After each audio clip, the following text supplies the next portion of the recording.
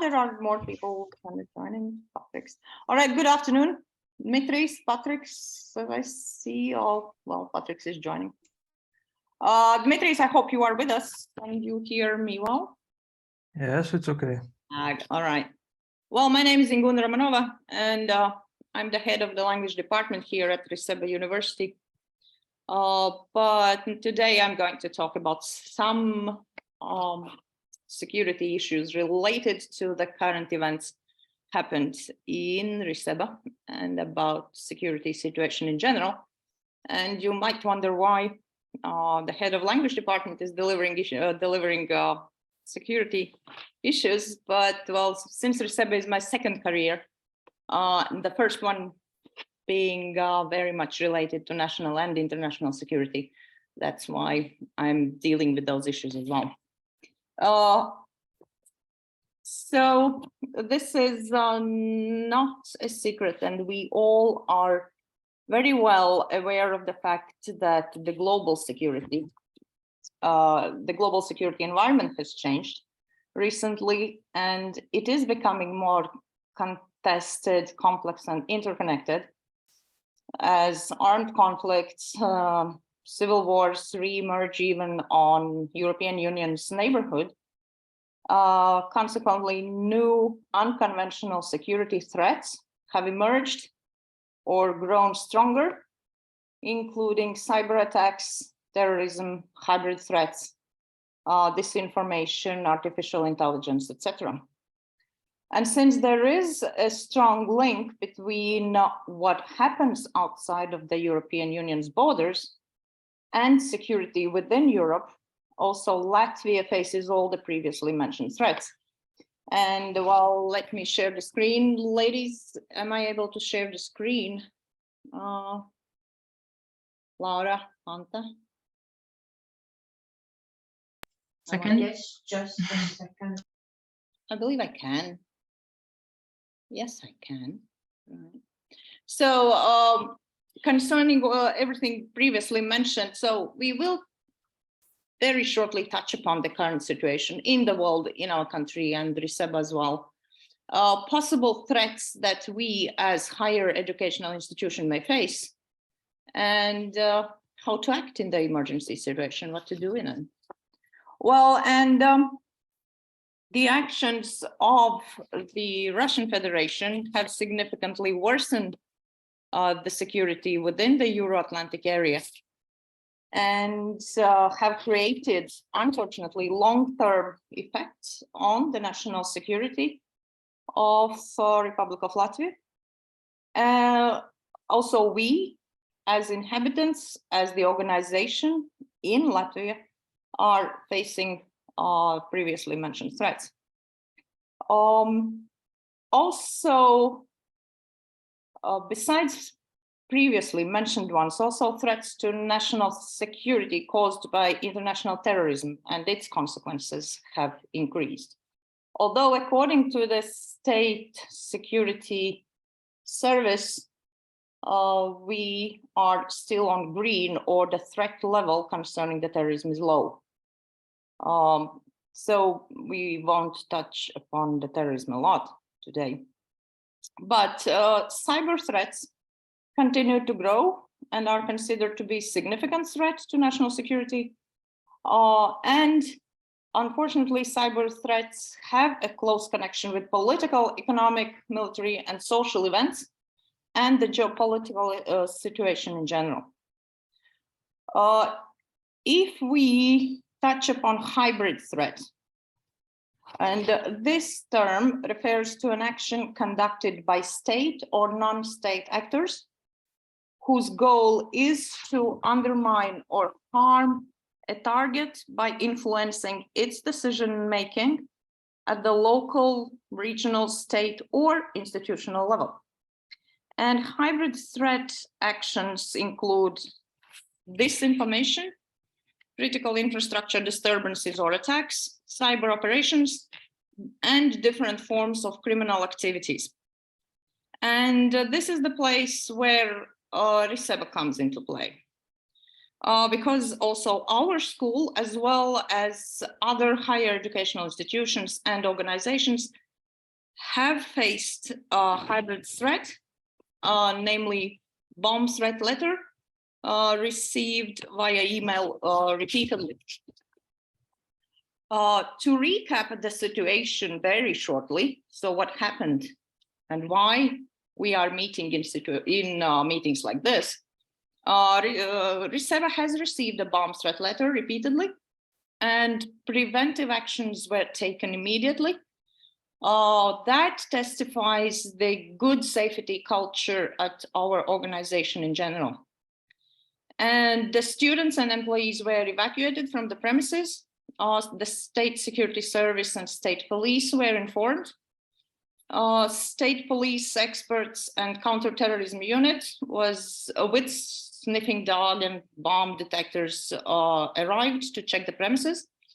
But to be absolutely sure that the safety of students and employees is not endangered, the decision by the management of RISEBA was taken to organize the studies in remote mode, while the confirmation from the security services was received that it was safe to return in the premises.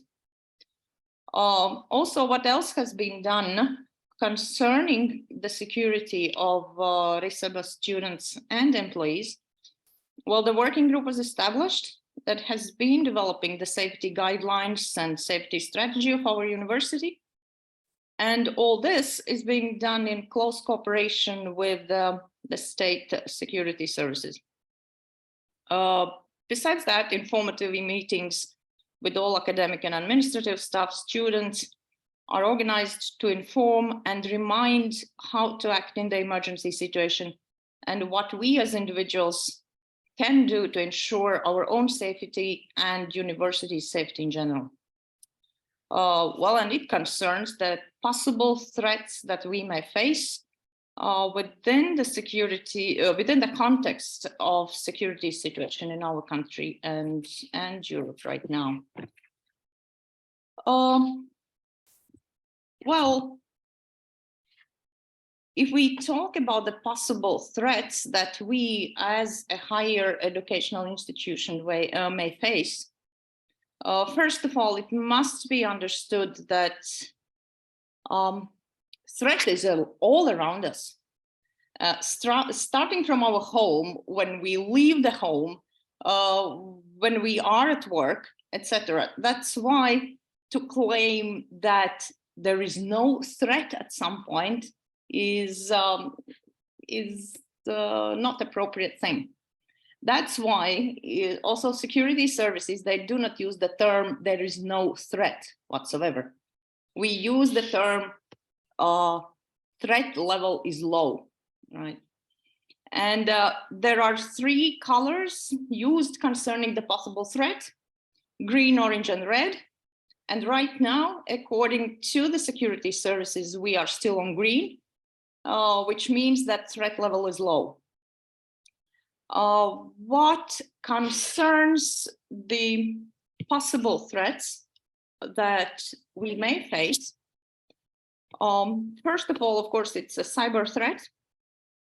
But again, our university's IT department has done a great job to install and apply different systems, security systems, to ensure the safety of employees and students' data.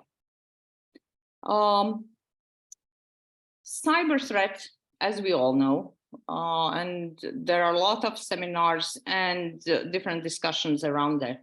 Cyber threat is one of the topical threats nowadays, and especially for large organizations. Hybrid threat, which is a very complicated phenomenon and might include different actions taken by an actor to sabotage the organization, to cause panic in people, to cause chaos in the organization, which was supposedly the aim of the actor who created and sent bomb threat letter to our university. And we can also face bioterrorism acts. What is bioterrorism? It is the intentional release of a biological agent with the intent to cause illness or death of people, cause confusion, panic, and fear. Biological agents are found in nature. These are bacteria, viruses, and other microorganisms. But in the case of a terror act, they are transformed with the aim to increase their infectiousness and resistance to existing medicine, as well as to make them more durable in the environment. In this case, they are called biological weapons, which can be used with the help of live vectors or in the form of powders and suspension. In ammunition, in other devices, with the aim, again, as I said, to cause mass disease in humans or animals or plants. And although there are many possible ways of distribution of biological agents for bioterrorism purposes, one of the most common is via mail. And here I mean snail mail. Yeah, in the envelopes that we receive, well, parcels that we receive in our post box or in the post office. In the recent years, the number of calls to security services on receiving information about suspicious mail has increased. So what or how to identify suspicious mail if, for instance, we are office administrators, we work for companies, we still receive physical envelopes. Or we may still receive envelopes with letters in our private mailboxes, right? I mean, post boxes. So how to identify suspicious mail? First of all, there might be oily or colorful stains on the envelope. There might be peculiar smell coming from the envelope. We may, when we touch the envelope, we may sense or we may feel the powdery, gel-like or granular substance in the envelope. Or there might be threatening titles on the envelope. For instance, anthrax or death or any weird titles written on the envelope.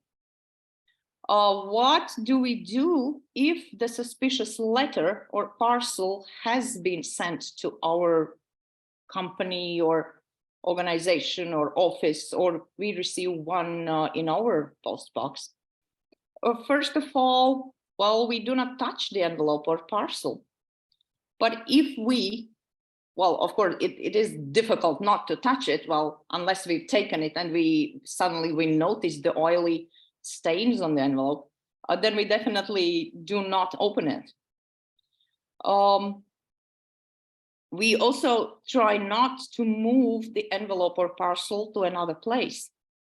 If we are at our table and we have taken the envelope, we just leave it on the table.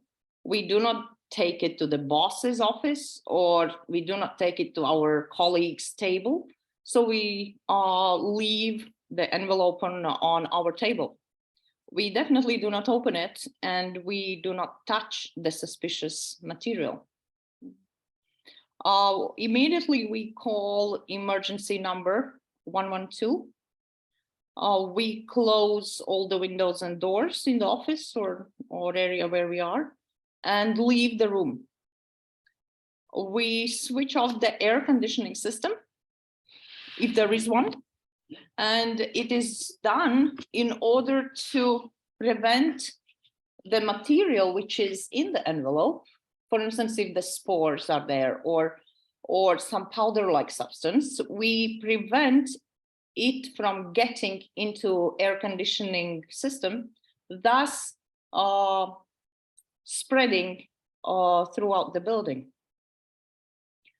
We as humans or individuals, we keep away from other colleagues. not to endanger them in the case we have been in contact with the substance.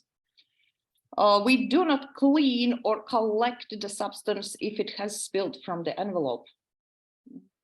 If we haven't been cautious enough and we have just opened the envelope and suddenly some powder spills over our table, so we do not try to collect it or clean the table. We leave the substance as it is. And what is more important, we do not take the suspicious envelope or parcel to the police. We wait for experts to come to our place, and we follow all the instructions that are given by the security services and experts. So the main rule is that we do not do anything with the suspicious parcel or envelope that has been received. That's why also what security services suggest nowadays, if we still, because it's not very typical nowadays to receive physical envelopes or parcels, right? Because, well, mainly all the communication between the businesses still happens via emails. But if something like that has happened, carefully, before we open the envelope, we check the sender, right? Whether we have any idea what the sender might be. Yeah. If we do not know the person or we do not know the company that has sent a letter or parcel to us, this is kind of first signal that we must be very careful with the letters and parcels.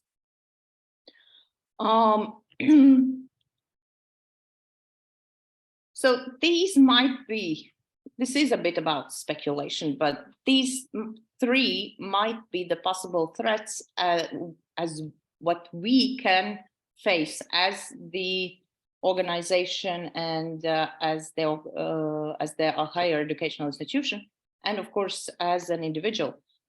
But what do we do, and how do we react in such situations?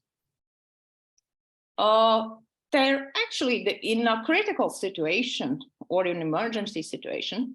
Usually there are 4 questions that appear in the people's mind, in every individual's mind. What is happening right now? Yeah. This is the first question that we usually ask ourselves. So, for instance, we have faced, well, the bomb threat, and we have received this letter in our email. We read the email, and then we consider, is this something that we can ignore? Why have I received a letter of this kind?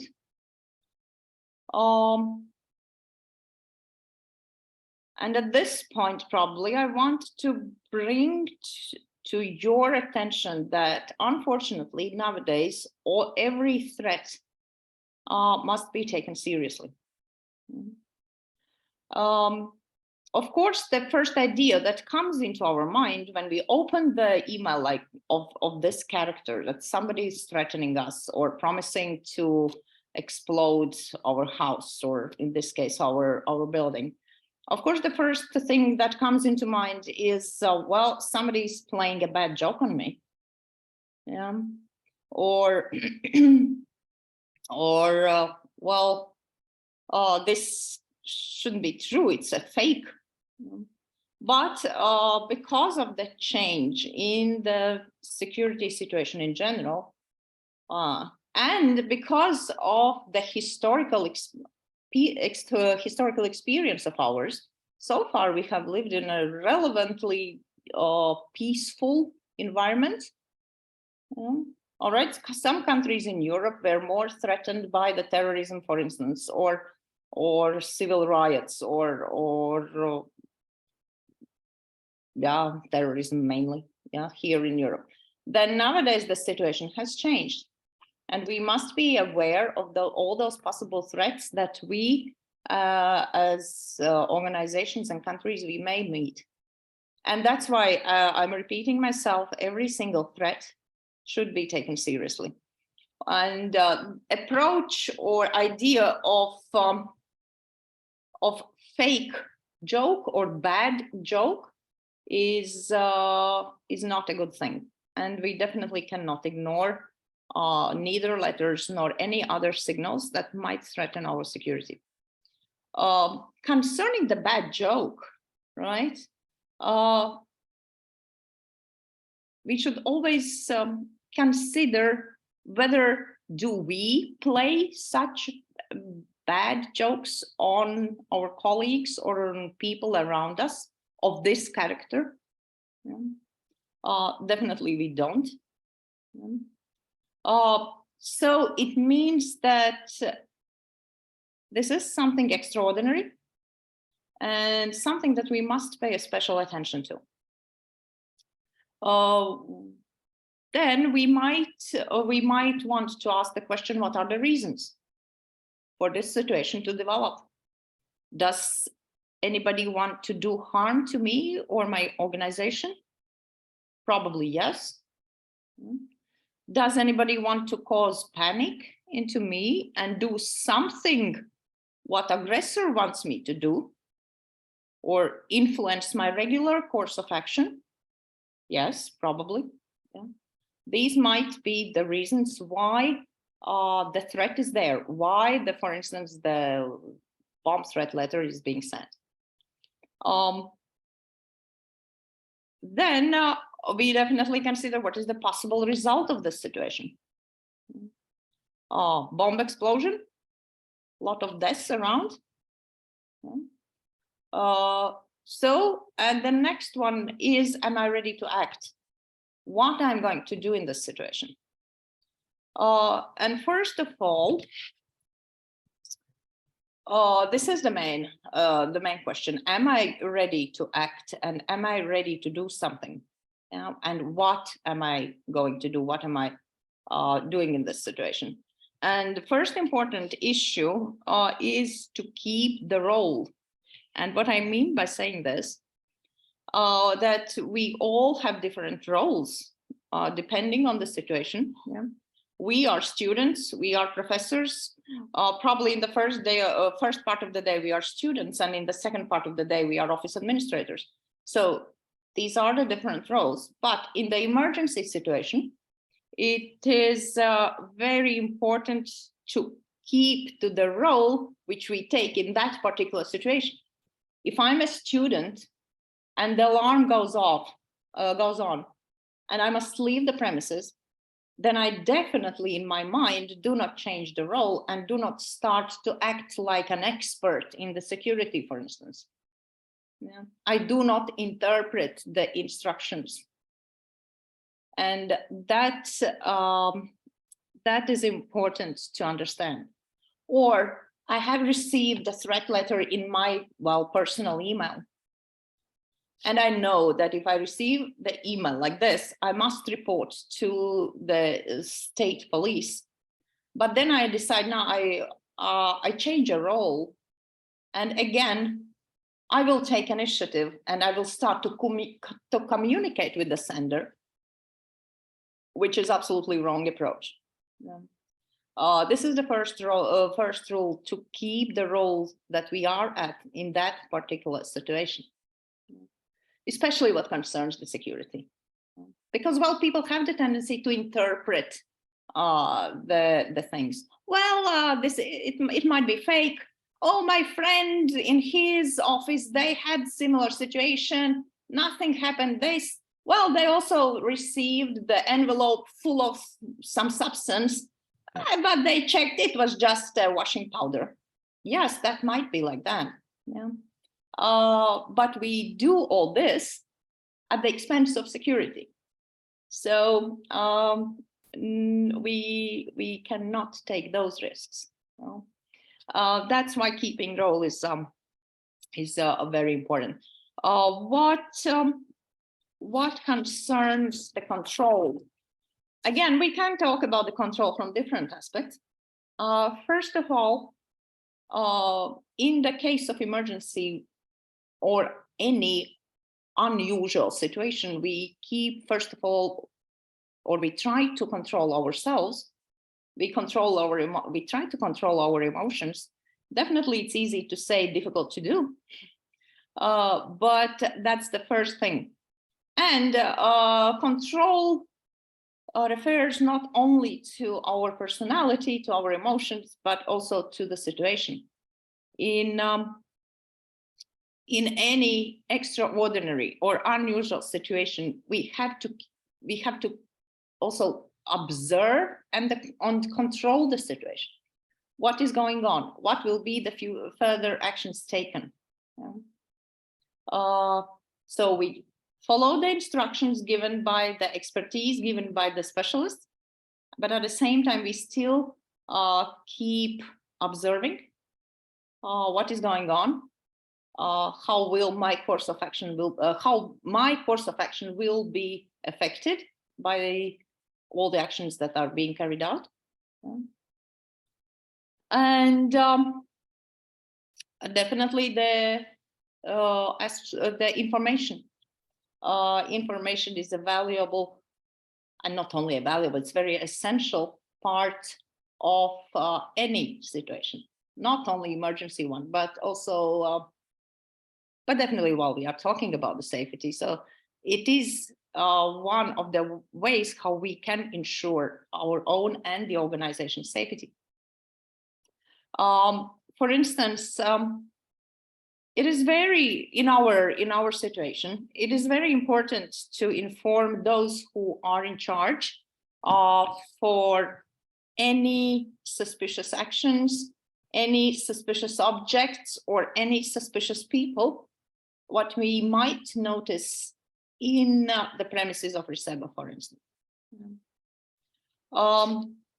If you notice suspicious people in the premises of our school, whose behavior is not usual, for instance, an individual takes pictures of evacuation plans, or takes pictures of surveillance cameras, or stays in one place for a very long time, right?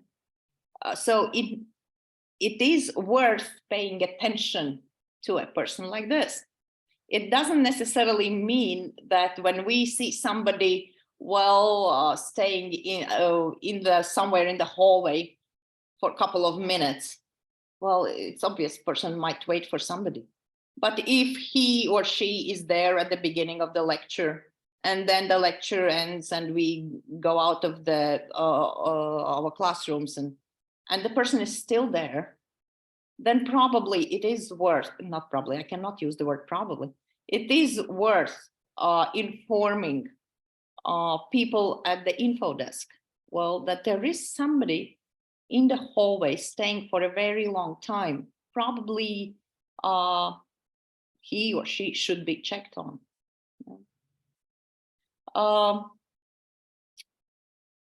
The same thing, for instance, if unattended bag or unattended parcel in the premises is found, right? Again, the same thing. It might be, well, the student's bag, but it doesn't necessarily mean if when we see a bag lying on the floor somewhere that we immediately run to the info desk and inform people. But again, we observe. During the break, we have long breaks, right? You see the bag there at the beginning of the break, you go to cafe, you take your coffee, you come back, the bag is still there. Well, in 10 minutes, still the bag is there. Yeah. Then if nobody takes the bag, so again, it's probably, it is worth informing those who are responsible that there might be something suspicious about it. But you yourselves, again, about changing the roles or keeping the roles, you do not start checking what is in the bag, what is in this parcel. Oh, it has a strange shape. Should I check it? What is in there, right? We never touch the objects or suspicious objects, especially. Yeah. So I'm mentioning people who are responsible many times. And you might have a question, whom should I approach then in this situation? You definitely always may approach people working at the info desk downstairs in the first floor. You may always approach program administrators. Ladies are there. You may always approach your program director. In the case of any concern, or if you feel you feel uncomfortable concerning your security, or you have some, well, as I tend to say, well, somewhere in the back you have this feeling that something is not good. Do not keep it with yourself. Just go to your program director, talk to him or her, and definitely the help will be found, and all the concerns will be considered. Because I'm very proud of our university that really good safety culture has been carried out, has been followed in order to ensure the safety of employees and students, definitely. Another issue concerning the information, it's not only about informing, good approach to information, if I may say so, when we inform people, but it also concerns information that we share in social networks. You must, or not you, but well, we all definitely must responsibly assess the need to share information on social networks, and to take responsibility for the consequences of shared information. And it applies to, well, how much we want to share with people concerning our individual life, and how much information we share concerning the events that are going on at my workplace, for instance, or the place I study at. So the information is a power, as we know, and it is always worth considering twice. Do I really want to share this with all the world? To conclude, right now, our school's premises are safe to be in and continue studies as planned. All the preventive measures have been taken and are being improved in close cooperation with security services. And our task as individuals is to take all threats seriously, to be observant, and to react on any suspicious actions, people, objects, as well as inform people who are responsible, or well, in our case, these are people, as I said, at info desk, or program administrators, program directors, or probably even any other professor whom you know, whom you are familiar with. And if there is a concern concerning the security, you may definitely approach anybody, right? Whom you know that this person belongs to RISEBA.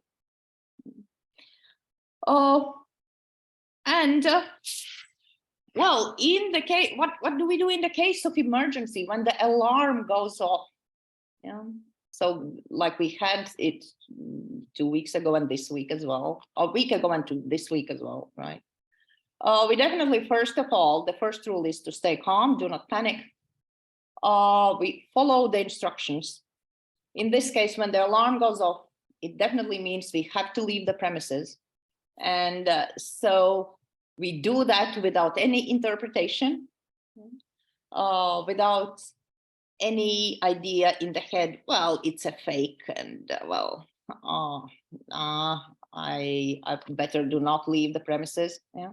So we definitely leave the premises and we follow the instructions which are given by people, RISEBA employees who are responsible for the safety.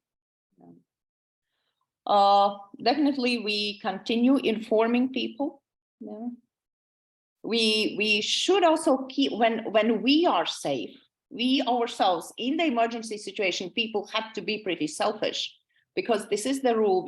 First of all, we take care of ourselves. And when we are in a safe situation, then we start helping and think of the ways how we can help other people. And providing people with the information is also the way of help. Yeah. For instance, you might have been noticed that one of your colleagues went into the bathroom, right? And suddenly alarm went off. So you definitely informed somebody downstairs when you have left the premises. So you definitely inform somebody who is responsible. Well, I had my group mate, but he went to the bathroom, so I'm not very sure if he or she has left the building. Yeah. So it is also the help, and it is about informing other people. Well, that's all what I wanted to tell you today. If you have, Patrick or Dmitry, if you have any questions or comments, you are more than welcome. I will definitely try to answer, if anything. No questions, no comments. All right. Thank you. Thank you, Inga, All right. very much. All I just right, thank wanted you. to add that it's a pity that we are such a little group here, but definitely we will write the main points about the security that Inga mentioned also in the writing, and send this Zoom video to the other students so they can refresh their memories and knowledge about how to act in different situations. So yeah, I think that we can conclude, say thank you to everyone, and just wait for the information in emails. All right, thank you very much, and enjoy the weekend and be safe. Goodbye. Thank you very much. Goodbye. Thank you.